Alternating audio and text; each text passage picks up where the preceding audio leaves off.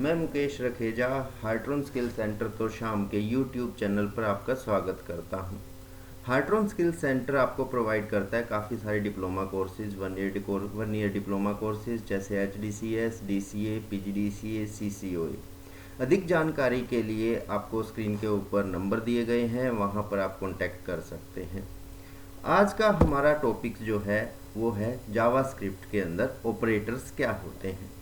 Operators यदि हम बोलें तो एक सिंबल्स हैं जिसके थ्रू यूज़र अपनी कैलकुलेशन और मैनिपुलेशन मैनेज कर सकता है।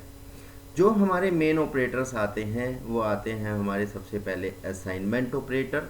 असाइनमेंट ऑपरेटर का यूज़ वेरिएबल के अंदर वैल्यू को इनिशलाइज करने के लिए किया जाता है। असाइनमेंट ऑपरेटर्स में हमारे आते हैं equal operator, plus equal, minus equal, multiplication equals, division equals और मॉडुलस इक्वल्स टू। जैसे हमने एक वेरिएबल लिया x, एक लिया y और इनको मैंने प्लस करना है या माइनस करना है, कोई वैल्यू मैंने असाइन करनी है तो हम इसका यूज़ कर सकते हैं। जैसे मैं आपको करके दिखाता हूँ, एक प्रोग्राम बनाकर दिखाता हूँ मैं। तो जावास्क्रिप्ट के लिए किसी भी टेक्स्ट एडिटर में काम कर सकते हैं जैसे हमने नोटपैड में किया। क्योंकि HTML असाइनिंग है तो सबसे पहला जो टैग आएगा हमारा HTML। Now head to be started now. Title डाल देते हैं जिससे फाइल की पहचान होगी।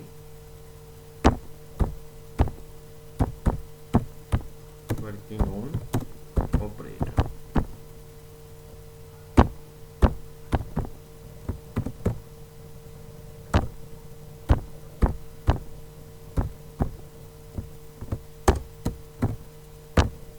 हेड बंद कर दिया और now start the body. Body के अंदर सबसे पहला टैग हमारा आएगा स्क्रिप्ट, जिससे हम जावास्क्रिप्ट को स्टार्ट करेंगे। तो हमने एक वेरिएबल इनिशियलाइज कर दिया जैसे x की वैल्यू हमने डाल दी मान लो 5, या जो भी हम वैल्यू डालना चाहते हैं हम वैल्यू डाल सकते हैं। तो x के अंदर हमारी एक वैल्यू इनिशियलाइज हो गई 5। अब यदि मैंने एक ऑपरेटर और यूज़ किया x प्लस इक्वल्स टू 5, तो इसका मतलब हो गया x equals to x plus 5।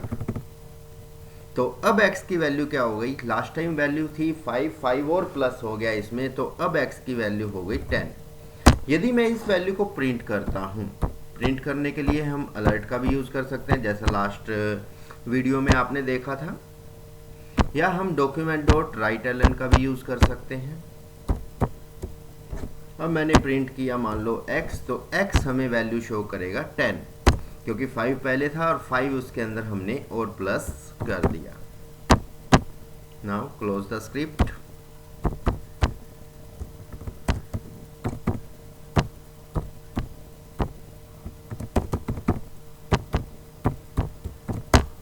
Save करते हैं फाइल को। नाम डाल दिया मैंने जैसे opera.html,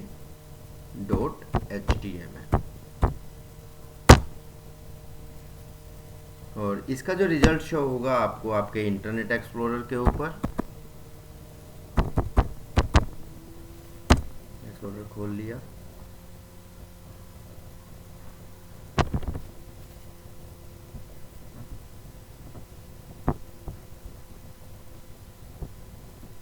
ओपन कर लेते हैं फाइल, ब्राउज।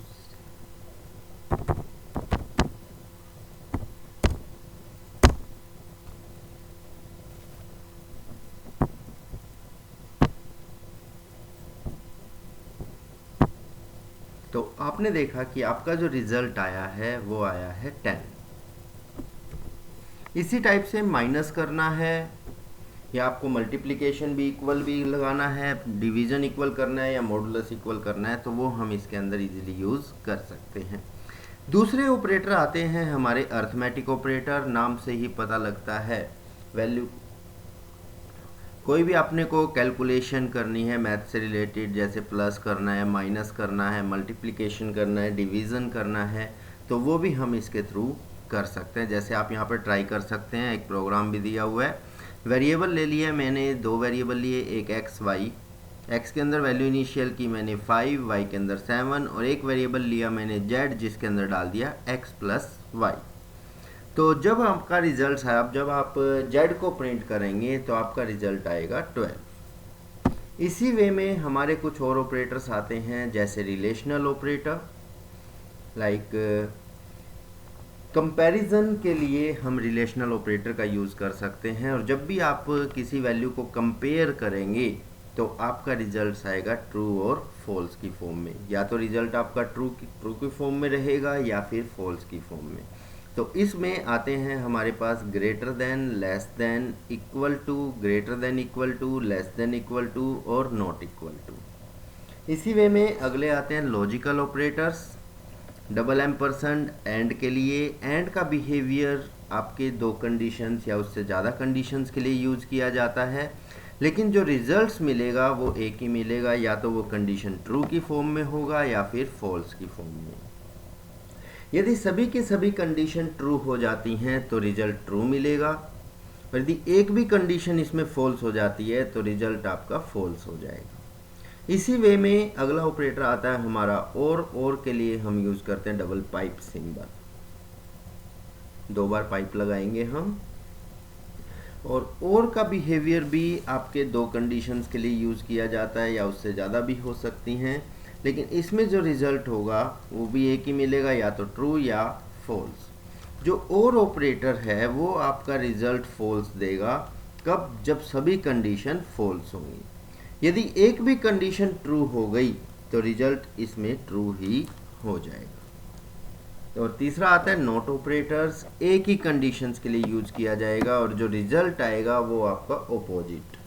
यदि कंडीशन ट्रू है तो रिजल्ट फॉल्स हो जाएगा, और यदि कंडीशन फॉल्स है तो रिजल्ट ट्रू हो जाएगा। इसी वे में अगले आते हैं यूनारी ऑपरेटर्स। दो ऑपरेटर्स इसमें यूज किए गए हैं, प्लस प्लस और minus minus. Plus plus value को इंक्रीमेंट करने के लिए, और माइनस माइनस वैल्यू को डिक्रीमेंट करने के लिए। छठे आते हैं बाइनरी ऑपरेटर्स, जो आपके रिजल्ट्स को बाइनरी फॉर्म में प्रोवाइड करेंगे। यदि आपको बाइनरी एंड का यूज़ करना है तो एक सिंगल एम्परसेंड यूज़ करेंगे, बाइनरी और का यूज़ करना है तो एक पाइप सिंबल और नोट के लिए और एक्सोर के लिए। बाइनरी वैल्यू के ऊपर आपका ये रिजल्ट्स फॉलो होगा। जैसे हमने दो वेरिएबल लिए, एक एक्स और एक वाई। एक्स में डाल दिया मैंने 5 की जो बाइनरी वैल्यू होती है वो होती है 101, और जो 6 है उसकी बाइनरी वैल्यू होती है 110।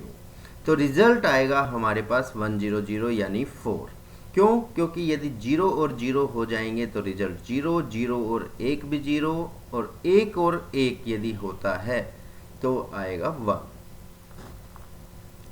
जैसे करके दिखाता हूं मैं आपको। फिर से एक बार नोटपैड ले लेते हैं। तो हमने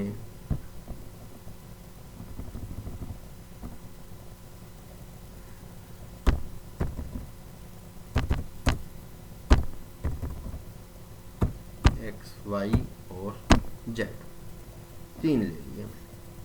एक्स के अंदर 5 ले लिया, वाई के अंदर हमने ले लिया मान लो 6, और अब हमने कर दिया z equals to X and Y.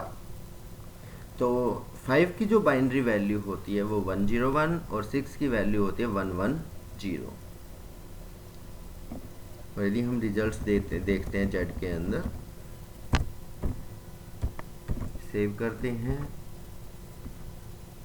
Internet पे जाते हैं, रिफ्रेश करते हैं, तो रिजल्ट आया हमारा 4। यदि हम और ऑपरेटर का यूज़ करते हैं, और के लिए एक सिंगल पाइप सिंबल यूज होगा, और का बिहेवियर क्या रहता है आपका 0 प्लस 0 और 0 0, 0 और 1 1, 1 और 0 भी 1, और 1 और 1 भी 1, यानी ट्रू और ट्रू ट्रू रहेगा, ट्रू फॉल्स ट्रू रहेगा, फॉल्स ट्रू भी ट्रू रहेगा, लेकिन फॉल्स और फॉल्स करेंगे तो ही रिजल्ट फॉल्स आएगा। तो 101 और 110, तो रिजल्ट आएगा हमारा 7, क्योंकि तीनों वैल्यू हमारी 1 हो चुकी होंगी। तो इस टाइप से आप कई अलग अलग ऑपरेटर्स के ऊपर काम कर सकते हैं।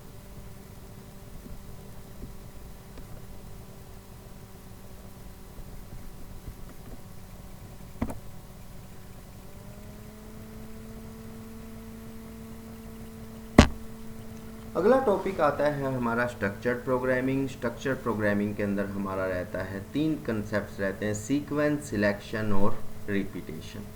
लास्ट टाइम हम प्रोग्राम्स बना रहे थे वो सिंपल प्रोग्रामिंग आपकी मेंटेन की जा रही थी, जिसके अंदर जो स्टेटमेंट्स हैं वो 1 बाय 1 टॉप टू बॉटम यानी ऊपर से नीचे की ओर चलेंगी और सभी की सभी स्टेटमेंट 1 बाय 1 मेथड से आपकी रन होंगी। ऐसी कोई भी स्टेटमेंट नहीं होगी जो बीच में स्किप हो जाए। लेकिन दूसरा जो ऑपरेशंस आता है हमारा सिलेक्शन ऑपरेशंस, जो आपके कंडीशंस के ऊपर बेस रहता है और कंडीशंस जब भी इम्प्लीमेंट्स होगी तो रिजल्ट्स मिलेगा या तो ट्रू या फॉल्स, और एक समय में एक ही ब्रांच आपकी एग्जीक्यूट होगी। यदि ट्रू एग्जीक्यूट हुई तो ट्रू वाला पोर्शन चलेगा और फॉल्स एग्जीक्यूट हुई तो फॉल्स वाला पोर्शन। जो हमारा सिलेक्शन कंस्ट्रक्ट है इसके अंदर आपके 2 कंस्ट्रक्शन आते हैं, एक तो इफ एल्स कंस्ट्रक्ट और दूसरा आता है स्विच कंस्ट्रक्ट। तो इफ एल्स कंस्ट्रक्ट के अंदर भी सबसे पहला जो आता है हमारे पास सिंगल अल्टरनेटिव कंस्ट्रक्ट, जिसके अंदर केवल एक ही सिचुएशंस रहती है, ट्रू के लिए, फॉल्स के लिए कहीं कोई जगह नहीं है।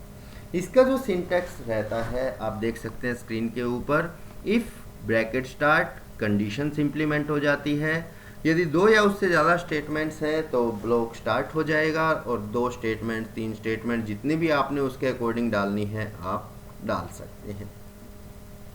जैसे हमने इसके अंदर एक एग्जांपल भी दे रखा है जिसको आप ट्राई कर सकते हैं। स्क्रिप्ट तक तो आपको वैसे कि वैसे ही आना है, उसके बाद आप इसको ट्राई कर सकते हैं। जैसे वेरिएबल लिया मैंने एक x के अंदर कोई भी वैल्यू डाल दी हमने, लेकिन हमने जो कंडीशन इम्प्लीमेंट्स की है वो केवल 1 के ऊपर, यानी रिजल्ट आपको तभी शो करेगा जब आप x के अंदर वैल्यू 1 डालेंगे। जैसे हमने दिया इफ x इक्वल्स टू 1, तब तो वो रिजल्ट देगा। यदि इसके अलावा कोई भी हम वैल्यू डालेंगे तो ये रिजल्ट शो नहीं करेगा। जैसे हम इम्प्लीमेंट्स करते हैं, फिर से वही खोल लिया हमने,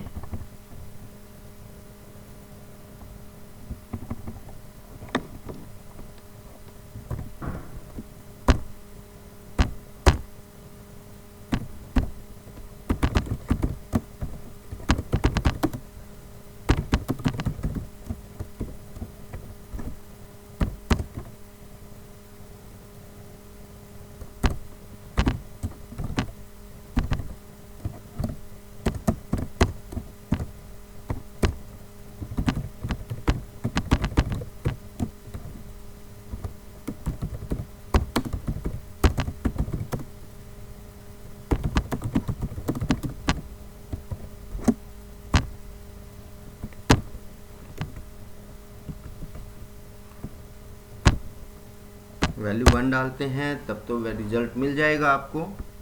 फिर से रिफ्रेश करते हैं, लेकिन इसके अलावा कोई भी हम वैल्यू डालेंगे तो आपको रिजल्ट शो नहीं होगा। क्यों? क्योंकि हमने एक ही कंडीशन इम्प्लीमेंट कर रखी है। लेकिन आप इसके अंदर 2 कंडीशंस भी लगा सकते हैं जिसको हम डुअल अल्टरनेटिव कंस्ट्रक्ट के नाम से जानते हैं। तो 2 कंडीशंस के अंदर अपने पास 2 सिचुएशंस रहेंगी, एक ट्रू के लिए और एक फॉल्स के लिए। तो सबसे पहले सिंटैक्स पढ़ लेते हैं हम। इफ़ के साथ कंडीशन, और आप याद रखिए कि कंडीशंस के अंदर आपकी सेमीकोलंस नहीं आएंगे। 2 या उससे ज़्यादा स्टेटमेंट्स हैं तो ब्लॉक स्टार्ट हो जाएगा, स्टेटमेंट 1, स्टेटमेंट 2। और दूसरा पोर्शन आता है हमारा एल्स पोर्शन।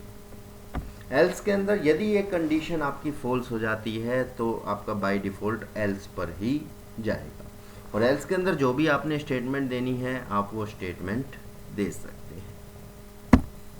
तो जैसे एक प्रोग्राम आपको दिया गया है कि हमें सैलरी को इनपुट करना है और सैलरी के अकॉर्डिंग हमें बोनस कैलकुलेट करना है। यदि सैलरी 5000 तक होती है तो 10% बोनस मिल जाए, और यदि 5 से ऊपर जाती है तो बोनस मिल जाए 20%। तो हम मैनेज कर सकते हैं salary equals to prompt enter the salary, if salary less than conditions लगाई मैंने, salary less than equal to 5000, तब तो मैंने बोनस कैलकुलेट कर दिया 10% के हिसाब से, और नहीं तो बोनस कैलकुलेट कर दिया 20% के हिसाब से। आप इसको खुद भी ट्राई कर सकते हैं। सेम वही नोटपैड एक्टिवेट करेंगे। स्क्रिप्ट तक तो सेम आना ही है। हमने यहाँ पर अपने को वेरिएबल्स चाहिए, 2 वेरिएबल्स, एक सैलरी और एक बोनस।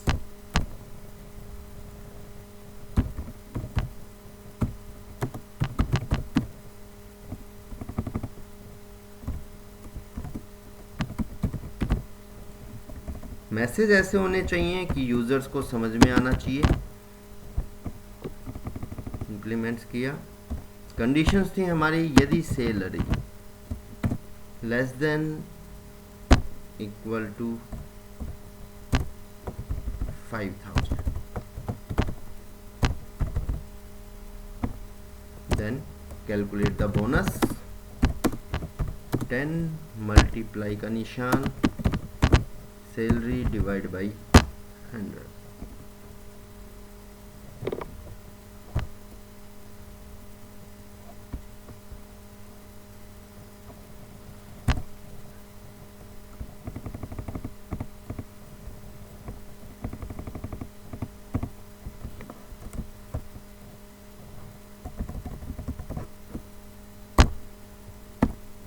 और एल्स पार्ट देंगे हम।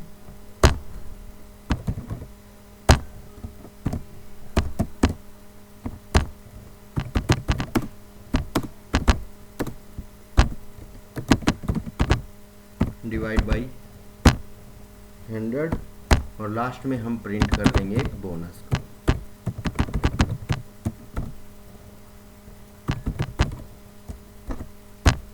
तो रिजल्ट शो करेंगे। फाइल को सेव किया, इंटरनेट पे रिजल्ट दिया। यदि हम सैलरी 5000 से नीचे डालते हैं तो आपको 10% बोनस मिलेगा। यदि हम 5000 से ऊपर डालते हैं तो आपको 20% बोनस मिलेगा। तो इस टाइप से हम डुअल अल्टरनेटिव, 2 अल्टरनेटिव्स के ऊपर भी काम कर सकते हैं। तो दोस्तों आज के लिए इतना ही। नेक्स्ट टॉपिक हम फिर से आगे बढ़ेंगे। Thank you.